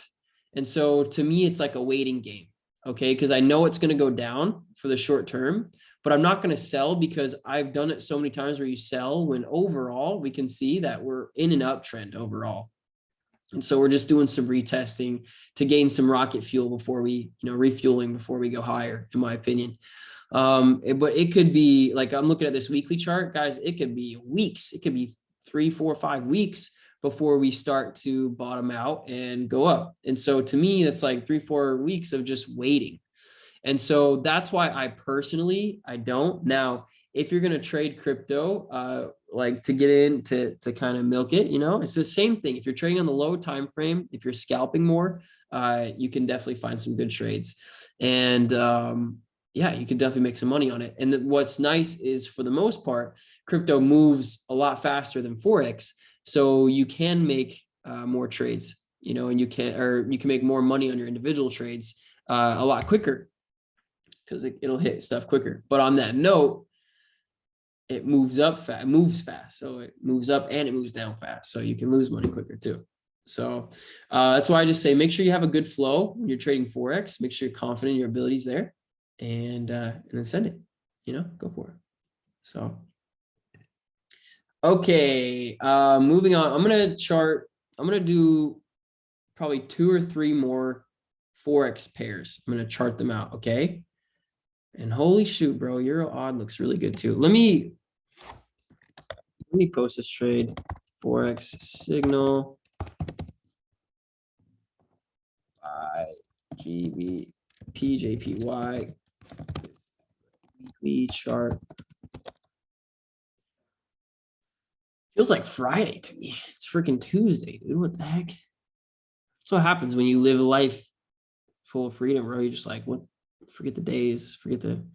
I actually prefer this when it comes to live streams. That's the only way I knew what day it was when I was doing the scheduled live streams, guys. It was like, oh, today's live stream day. And like you can see here, most live streams, I would only go for like an hour, right? Sometimes 30 minutes.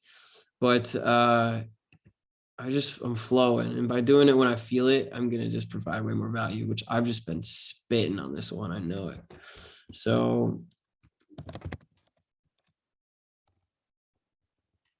let's see. Stop. Just before I analyze this, because I might post this Euro odd as a trade signal as well, because it looks that good. And I'll go into it on the weekly. At least it looks really freaking good. So I just want to post this one so I can move on with the thought. 152.3.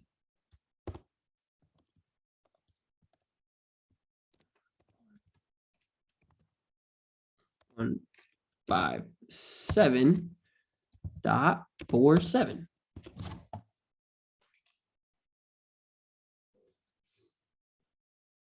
Oh man. Okay. And I gotta tell you guys too, like, where to put your money right now in crypto is metaverse and gaming. All right. And I'm gonna give you guys one specific one that I think will go like 4 to 5x within a couple months or less. Okay. So stay tuned. 1 second. Just gotta put a song on.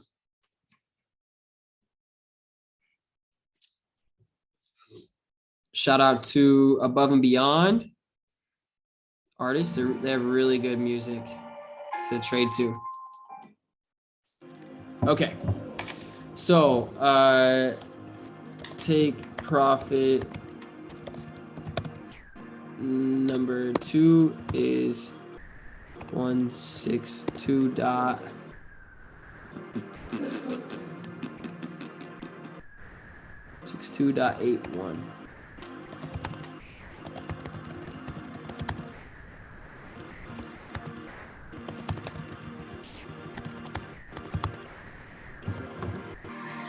All right, patience. I just said this trade on the GJ could take anywhere from a few days, a couple days to a couple weeks. So,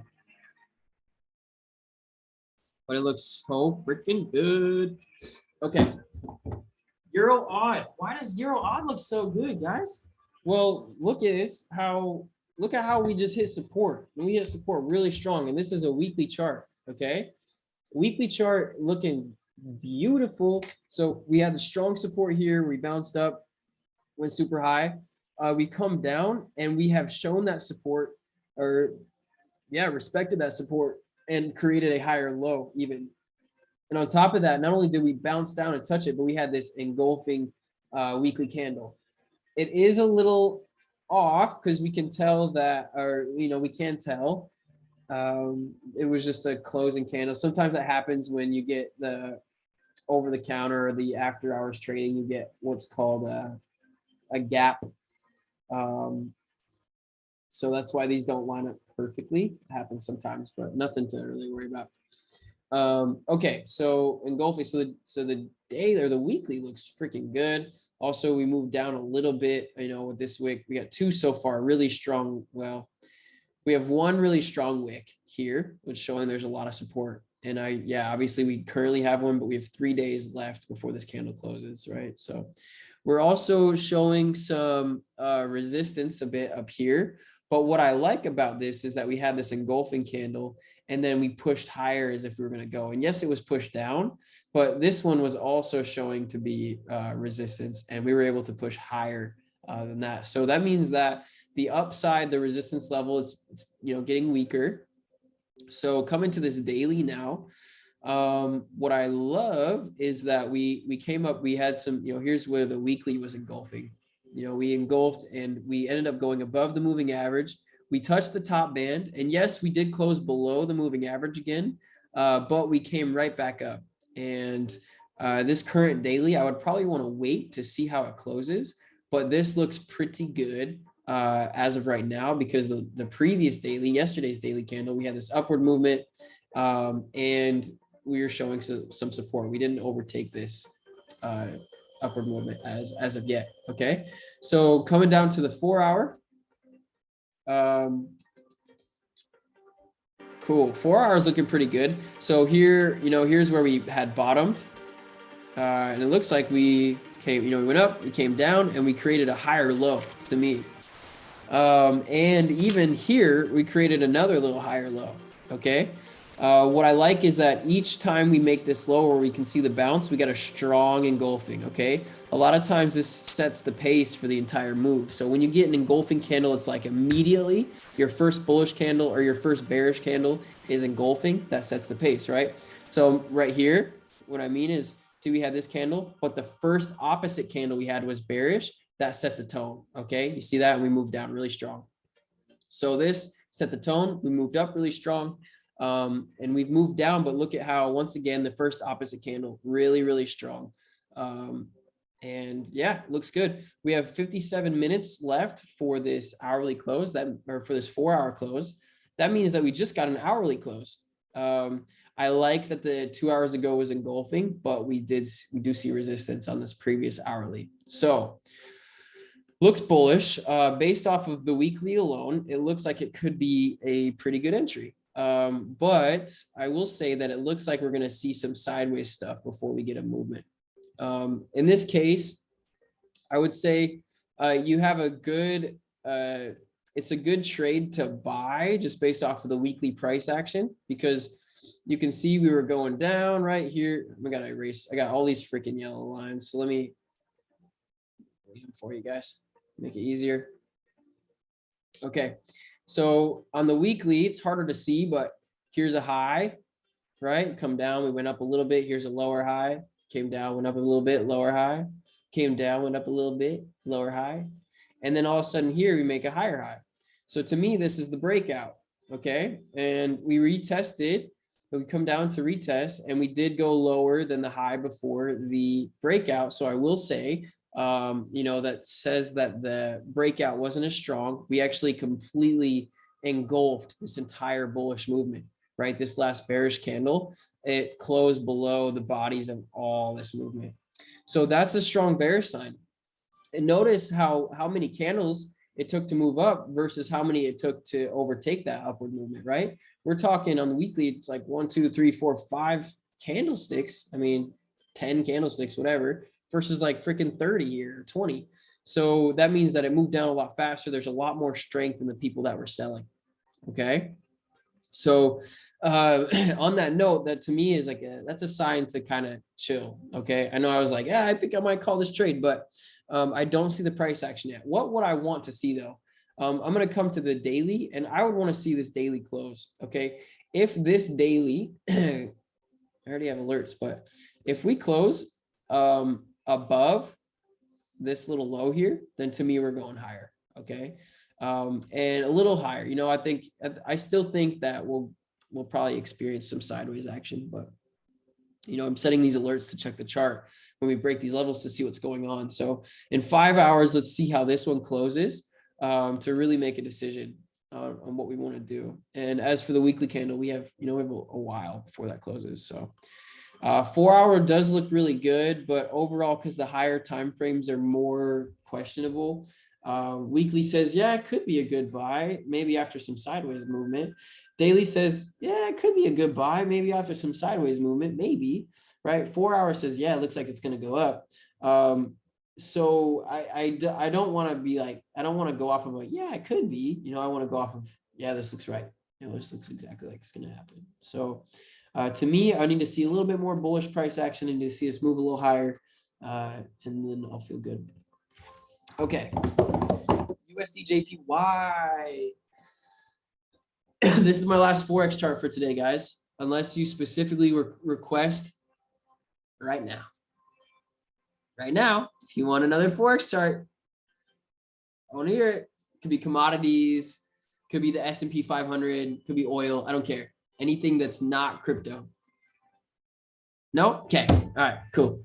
So, because I'm going to go straight to crypto after this. And hey, I'll give you a grace period. Okay. I'll give you like a minute of grace period. So if a message pops up with a suggestion or request, I'll give you guys like a minute. 2 minutes, I won't look at it. I'm just kidding. Okay, so USD/JPY. Once again, I'm going to start on the higher time frames.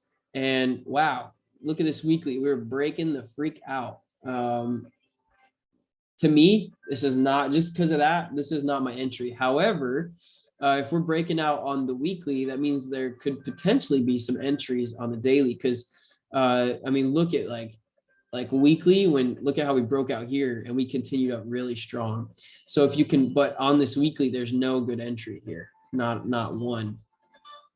So we're kind of experiencing that now. We went up and we have retested a little bit. We retested a high here. So let's go to the daily. Let's see what the daily looks like. Okay, wow. Daily, we had a really, really strong engulfing candle yesterday.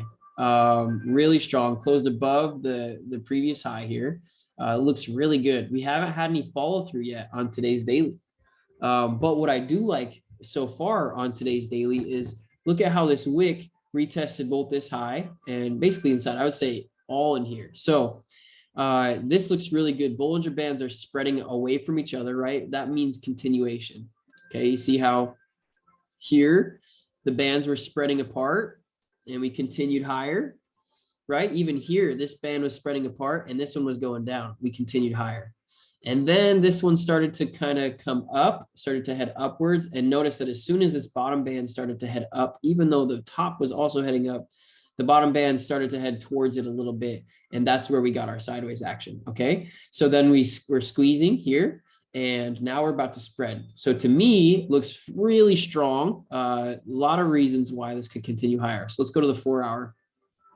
Okay, 4 hour. We had a good candle here, and we actually we closed outside of the band. That's amazing. 2 candles later, we closed even higher. We closed above the high here, outside of the band as well. Next candle was bearish, but kind of weak sauce. You know, we actually retested. You know, remember breakout candles, right? So here's a breakout movement. Technically, I would say this is the high before the breakout, and this previous 2 4 hour candles ago retested that high. So that's a strong sign also for it to go up. Let's see, 1 hour.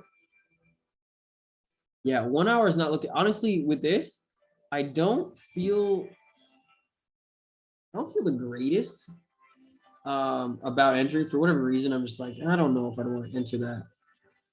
1 second. I forgot to put my stop loss on that GJ trade. I just noticed. Okay, cool. Always use a stop loss, guys. Every single trade. I don't care if you're trading on the freaking 1 minute. What's cool is if with MetaTrader on the phone, you can just like click it, drag it, and hit, you know, so always use a stop loss. It's not worth it to not use a stop loss at all, ever. Okay. Okay, so yeah, it looks bullish, but what I would want to do is wait to see better price action on the lower time frames. I do like that we're above the moving average, but what I don't like is that we came up on this upward movement. And remember what I was saying earlier about testing the beginning of the movement? See how we tested the beginning of that bearish movement and it's resisting. So far, we're going down. So I would say when we break this and we break it real strong, that could be a time to get in. Okay. So I just put an alert there. So weekly looks like it could continue. It's not our entry quite yet at the moment, but it could keep going. Daily looks like it could keep going up for sure. 4 hour looks like it has some more upside in it as well.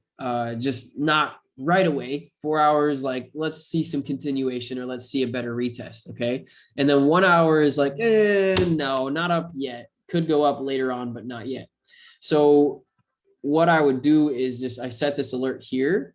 And then I'm also for me, I actually don't care if it goes lower too much, maybe to get a better entry, but I don't care because if it goes lower, that means we're going to need a better retest basically on the weekly. And if that's the case, that could be a long time. So you could set that, if we break this low, then maybe we'll go down here. So that could be a way you could set it. So you set an alert breaking the previous low on the hourly just to watch. And alerts are great. So I'm setting them here on my computer and I have the TradingView app on my phone. So I also get the alert on my phone there. Make sense? Cool. Okay. Let's see. Anything else? No. I think that's good. Any other charts? No one said anything. So let me go really quick into crypto. Okay. We're going into the new world, guys. We're going in fast and strong and nothing that's going to stop it. Okay. How do we capitalize? What do we do? Let me tell you. You buy UOS Ultra. Okay, this is it. Holy shit, it's up, bro. I was looking at this at $1.80 yesterday. This will go to a $2 to $3 billion market cap. It's at 500 million. It's a gaming company. New era for gamers is the first entertainment platform providing a variety of games industry services under a single roof, accessible through a single login. Discover, buy, and play games, watch live streaming feeds, interact with your favorite influencers. Wow, super tight. Looks really freaking good. So, and where do you buy it? UOS. Looks like you can get it on Uniswap, KuCoin. So I can't remember if KuCoin requires identity verification. I know I have a KuCoin account, but I just don't remember. So let me see. I'll sign up. So whatever, I'll mess with it. Okay, so when it comes to crypto, where the freak I trade on KuCoin, was trying to find it and couldn't see it. Oh, on UOS. Yeah, try the USDT. Oh shoot. Gotta check my calendar. Sorry guys, I just got a text. And I don't have any. Oh, dang. Okay, whatever. So I got a text from someone saying, hey, I thought we had a coaching session today, but I'm like, it's not on my calendar. So I'll text him back. Anyway, okay, bringing it back. Crypto right now is like Bitcoin and stuff is going down. Okay, what's not going down is gaming and metaverse coins. Okay, those are the things that are just absolutely running.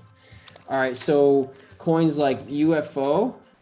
This one has just been full sending. It's down a little bit. It looks like in the last day. What is this at? It's at a 1 billion market cap. So this has a lot of upside too in and of itself. Oops, market cap.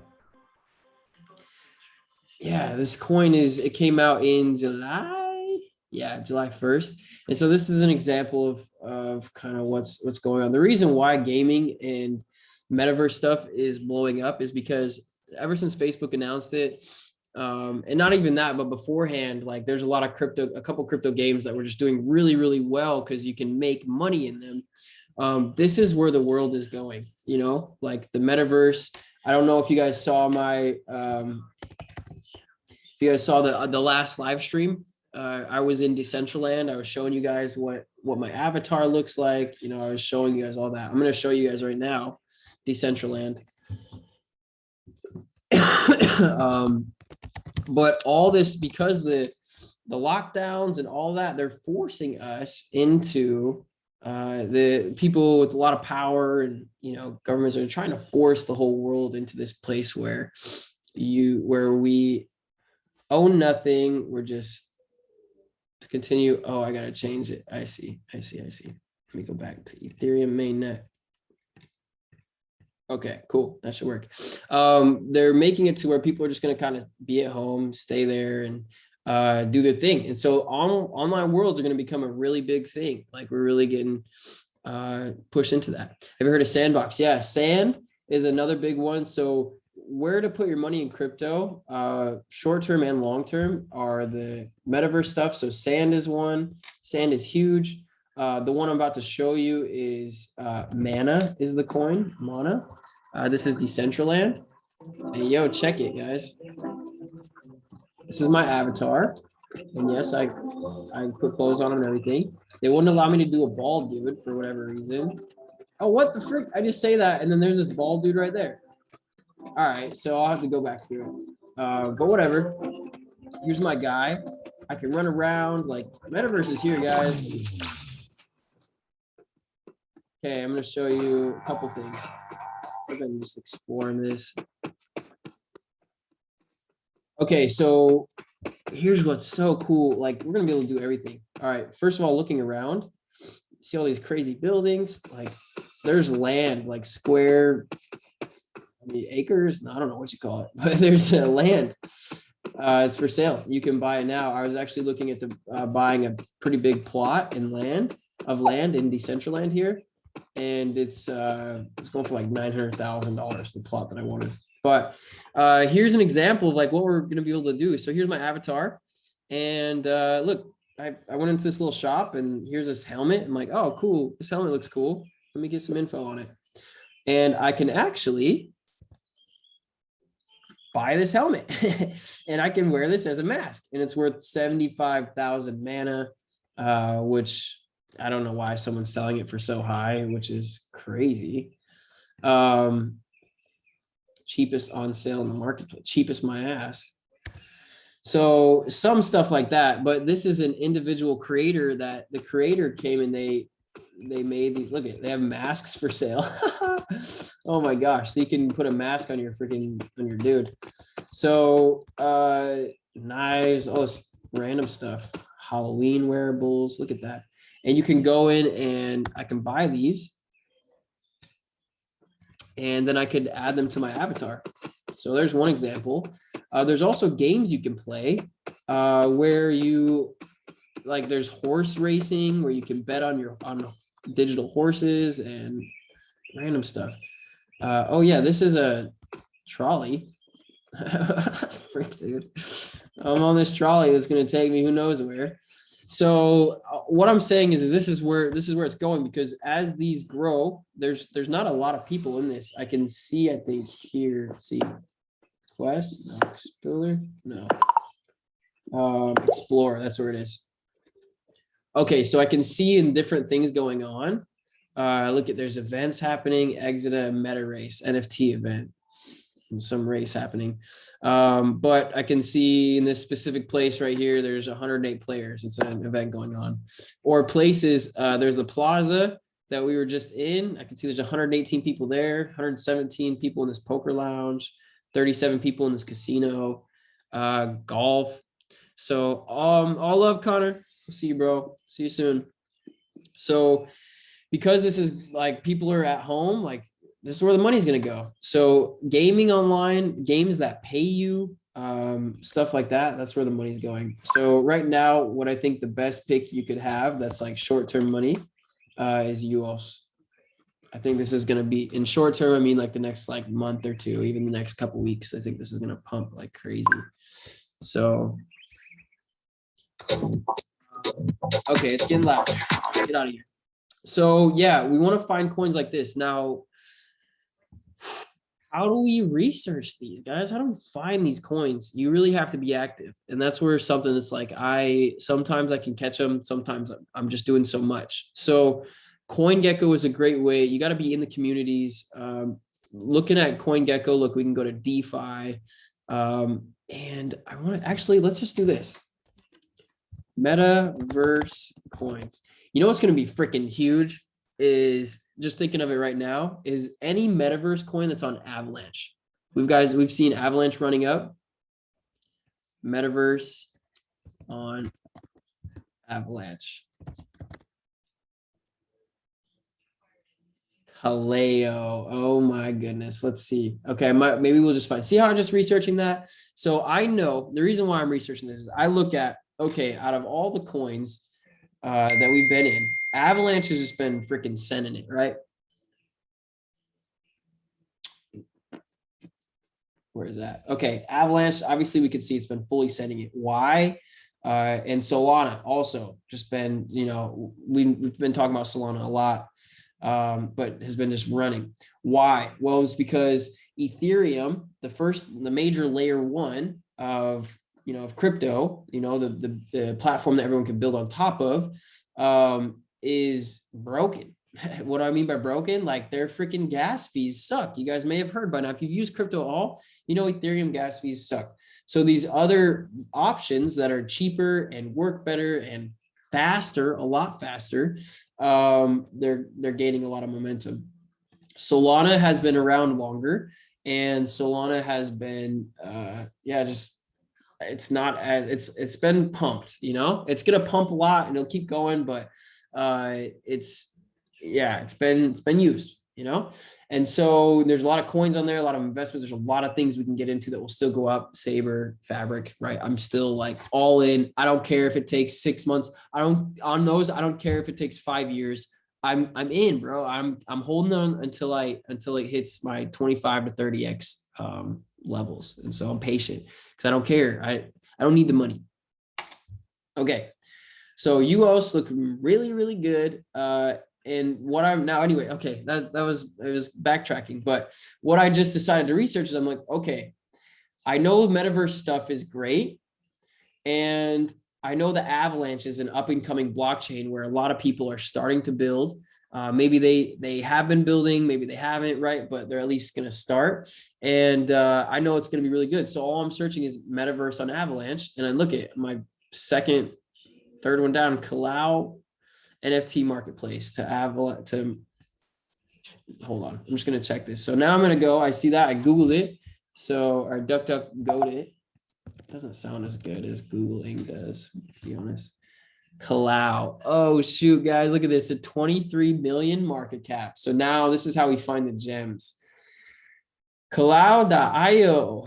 Build the future. Build the future of digital and virtual worlds. Oh shit. I'm probably gonna ape into this, guys. Wow. Okay. Hold on, let's see what it does. Kalau is an NFT ecosystem, most cost-effective, easy-to-use marketplace powered by a combination of blockchain technology and outstanding VR capabilities. Well, Kalau framework will accelerate the adoption of VR technology to develop virtual worlds and sustain digital transformation of business use cases. Woo! Let's go. So right now they have NFT marketplace, but NFTs are more than just art pieces, guys. Like NFTs are. Jump into Kalau, the Citadel, to enjoy full metaverse experiences. Buy lands, rent them, promote your business in slots you own. So basically, this Kalau is doing what? Guess what? What Decentraland is doing, what I just showed you, except Kalau is a lot newer. And I'm literally finding this right now as we're on the live stream. And I'm really excited about this because I can feel it in my heart that this is a really great investment. This is a $23 million market cap. Hey man, hey. Come on, what's going on? Search it for me. Okay, I don't know what's going on. For whatever reason, I'm getting errors. But let's just do the math here. I know that Decentraland, which I just showed you my little avatar, is at a 4 billion market cap. Okay. And if these guys are building the same thing, brand new, obviously a lot newer, Decentraland doesn't have the VR stuff. Like I'm sure they're working on it. I know they're working on it. Okay. Decentraland though is built on Ethereum with really high fees. Ethereum fees absolutely suck. No one wants to pay those. Okay. Avalanche isn't that. Avalanche's fees are just like Solana. They're way down, 5 cents less. So Kalau here, let's just say here, if it's doing what Decentraland's doing, but on Avalanche, it's a Avalanche or Decentraland is a 4 billion market cap. I mean, if Kalau is, I'm pretty sure Fabric. I don't know why this is not letting me search stuff right now. Something up with my browser or something. FAB. Okay, there we go. Okay, Fabric is probably a low. Fabric's a 9 million market cap. Okay, so Fabric's low too. And this is obviously Kalau's doing way more than Fabric. Saber is providing a great service, but 40 million market cap. Kalau's doing way more than Saber. Okay, and it's less than it's half of the market cap. So with Decentraland being a 4 billion market cap, I mean, bruh, for this to get to like 500 million would not be crazy. 500 million is going to be 1/4. Wait, 2, 4, 6, 8. I'm sorry, 1/8. 500 million is 1/8 the size of Decentraland, which is they got a obviously working product. These guys are working on it. They got other stuff in the way, but 500 million divided by, let's see, 500. 23. So that means it's a 21x from here just to get to 500 million, which is 1/8 the size of Decentraland. And let's look at really quick, how big is Avalanche compared to Ethereum? Avalanche is a 30 billion market cap. Oh, it's not going to stay there, guys. Avalanche is going to go to 500-600. I'm confident of that. Okay, Avalanche is a 30 billion market cap. 500, oops, 30. 500 divided by 30. Okay, so I will say, okay, Avalanche is 1/16 the size of Ethereum. So let's say 4 billion, which is the size of Decentraland. You see, hopefully this is making sense how I'm doing this math, and I'm kind of setting goals, and I'm setting very conservative goals, just as a trader of like, okay, what could we possibly see? So Avalanche is 4 billion. I'm sorry, Avalanche is 1/16 the size of Ethereum in market cap. So if Kalau here, which is doing what Decentraland is doing, but more with VR and on, 400 million times, how do I do? Okay, 1 divided by 16 times 4. Wow. Okay, so this would have to get to Kalau here to get to be 1/16 the size of 1/16 the size of Decentraland, because it's a metaverse thing built on Avalanche, which is 1/16 the size of Ethereum. Okay, so Kalau is a metaverse, or yeah, anyways, it would get to $250 million market cap, which is more than a 10x from here. And that's low balling, guys. Low ball. So thank you for inspiring me to just research a little bit and find this brand new coin. Great opportunity. So Kalau is great. You want something that's going to pump though, like, because this is small and they're still working on stuff, you have to know, like, you invest in this, it's going to be a long-term investment. Like, it may not pump for a while. Okay. Like, look, they got their private sale. Dang, was just like a couple months ago or something. Okay. So public sale just happened. Wow. Gonna have their marketplace. Looks like Q2 next year. This is where, yeah, amazing. All their roadmap, their supply, everything that's happening. So we love to see it. We absolutely love to see it. And this will go crazy. Yeah, this is gonna do really well, guys. So something longer term, and I'm saying longer term, like at least 6 months, maybe, minimum 3, but probably 6 plus, on Kalau here for sure. So you want something a little sooner, UOS, because it's already gaining momentum here. Okay, so where the frick do we get Kalau? Let's find out. It's probably on yeah, Trader Joe. Look at that. Amazing. Okay, Trader Joe is the decentralized exchange for Avalanche. But you see how easy that was? I just logically thinking, okay, Avalanche is trying to do something, is doing what Ethereum does, but better. Okay. And so if Decentraland is built on Ethereum and that's popping off 4 billion, like, okay, Avalanche is doing what Ethereum is doing better. Like, okay, maybe they're doing the metaverse stuff better too. So Avalanche gaming. So another thing you would search is Avalanche gaming projects. Dang, guys, I've been on this live for 2 hours. I'm still rolling.